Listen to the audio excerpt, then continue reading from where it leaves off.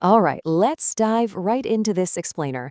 Today, we're covering the legal boundaries, the anatomical requirements, and the error prevention standards of prescription writing. We're also getting into the incredibly important world of clinical documentation integrity, or CDI, queries. Honestly, if you work anywhere near a patient's chart, this is the exact architecture that keeps everything safe and compliant. To really grasp why this matters, we have to talk about the sheer volume of what we're dealing with. Over 4.45 billion prescriptions are dispensed annually in the US alone. Just think about that for a second. That is billions of decisions, billions of data points, and billions of opportunities for a patient's life to be improved, or on the flip side, for a critical error to slip right through the cracks. It establishes this massive responsibility for anyone who holds prescribing authority. So, whether you're a prescribing clinician, a medical coder, or a CDI professional, the big question you really got to ask yourself is this: are your prescriptions and the documentation supporting them truly compliant and clinically valid? Are they legally sound, anatomically complete, and perfectly clear? Here's our roadmap for today. 1. Legal foundations of prescribing. 2. Controlled versus non-controlled drugs. 3. Essential elements of prescriptions. 4. High-risk errors and prevention. 5. The shift to e-prescribing. And 6. CDI medication reconciliation queries. Starting off with Section 1, the legal foundations of prescribing. You know, prescribing isn't just a clinical act. It's actually a heavily regulated legal function governed by both federal and state authorities. If you're prescribing controlled substances, your Drug Enforcement Administration, or DEA, registration is literally your license to practice the specific skill. And it requires some really intense safeguarding. You absolutely must keep prescription pads inventoried and locked away. Never use pre-printed prescription blanks that already have your DEA number stamped on them. Just leave a blank line and write it in only when it's absolutely necessary. Also, try to use your National Provider Identifier, your NPI, for identification whenever possible to prevent the misuse or forgery of your DEA number. And crucially, limit staff access. If someone calls asking for your DEA number, your office staff should be trained to refer them directly to you. Moving on to Section 2, controlled versus non-controlled drugs. The crucial point here is understanding exactly how drug classifications dictate your specific legal documentation requirements. Non-controlled medications are unscheduled, so they generally require standard prescription elements and allow for regular refills.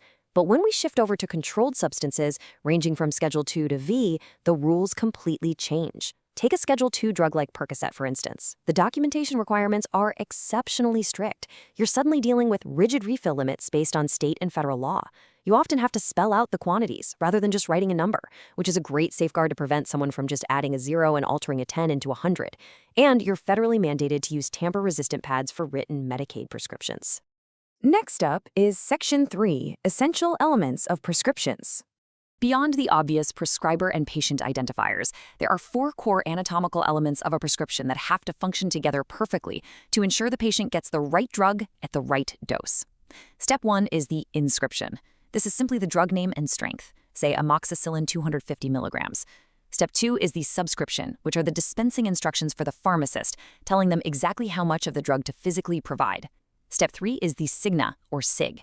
These are the specific directions for the patient, which includes the route of administration and the frequency. And Step 4 is the indication, specifying the exact clinical reason for the medication. This particular rule brilliantly illustrates how being highly specific in the signa prevents ambiguity and promotes patient safety. When you prescribe a medication for use as needed, or PRN, you can't just loosely write "take as directed." You must include a specific symptom or indication. Writing diphenhydramine 25 milligrams every 6 hours, PRN itching, gives a very precise clinical boundary that the pharmacist, the nurse, and most importantly, the patient can all clearly understand. Which brings us to Section 4, High-Risk Errors and Prevention. The Institute for Safe Medication Practices, or ISMP, has put out very strict standards to prevent high-risk errors. We obviously have to avoid illegibility, omitted drug strengths, and dangerous abbreviations. But I really want to emphasize the profound danger of decimal points. A missing leading zero, like writing 0.5 milligrams instead of 0.5 milligrams, can so easily be misread as 5 milligrams. That is literally a 10-fold overdose. Conversely, using a trailing zero, like writing 5.0 milligrams, can just as easily be misread as 50 milligrams. Grounding this theory in your daily clinical practice is what actually saves lives. Never use a trailing zero. and always use a leading zero. Let's look at Section 5, the shift to e-prescribing. What's really fascinating about e-prescribing is the dramatic drop in error rates we see, despite the very real-world barriers to getting it running. On one hand, yes, we see massive implementation costs, major workflow disruption for busy clinics, and super complex network integrations. But look at the benefits. E-prescribing completely eliminates illegibility. In studies comparing handwritten to electronic systems, there was a 7-fold decrease in error rates. We're talking a drop from 42.5 errors per 100 prescriptions all the way down to just 6.6. Plus, it provides instant clinical decision support system, or CDSS, alerts for dangerous drug interactions. The safety benefits just heavily outweigh the initial friction.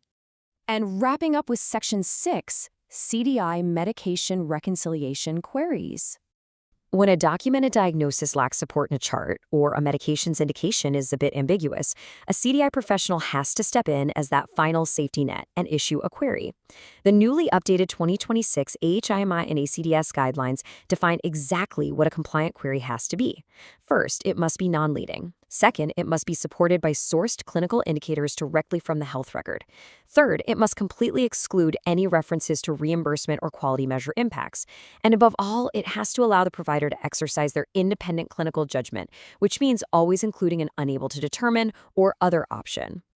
Let's actually compare a non-compliant subjective interpretation with a compliant non-leading query using specific clinical anchors. You absolutely cannot tell a provider, the patient has hypoxia, please add acute respiratory failure. That is totally leading and subjective. Instead, the compliant version quotes the exact clinical indicator. O2 sat 88% on room air in the ED. Please clarify the diagnosis, and then offers multiple choices. For another example, instead of asking a leading yes or no question like, are you treating CKD stage 4, you provide context. You say, please clarify the condition requiring renal dosing, and offer supported options like CKD stage 4, other, or unable to determine. This guarantees the health record perfectly reflects the provider's uninfluenced clinical truth. So that brings us to our final thought. Whether you're generating a prescription, verifying a controlled substance requirement, or you're a CDI professional analyzing the record, literally every single keystroke matters. Will your next query or your next prescription perfectly close the gap in the clinical record?